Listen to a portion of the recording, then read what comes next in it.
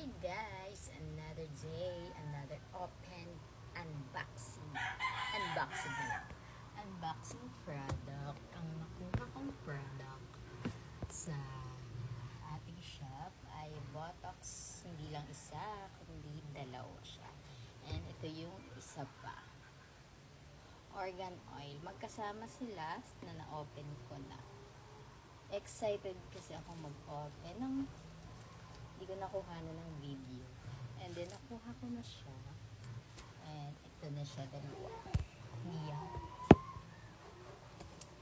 Dalawa lang naman to. Ito yung product na gustong gusto ko na makuha ng libre.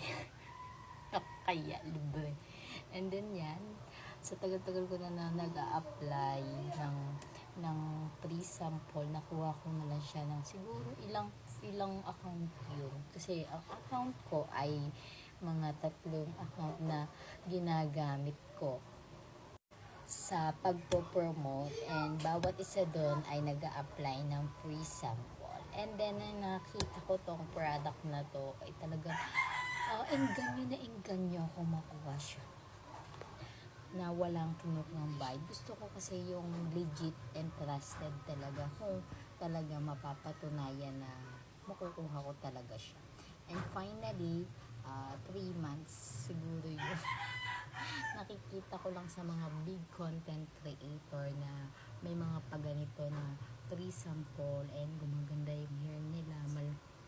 Kasi sa akin, hilig talaga ako magpaayos ng buhok, magpakulay. And finally, nakuha ko na nga siya. And guys, ayan, kaka-open ko lang, and then binuksan ko na rin yung pinakaloob-loob niya para makita. Ayan, ito muna,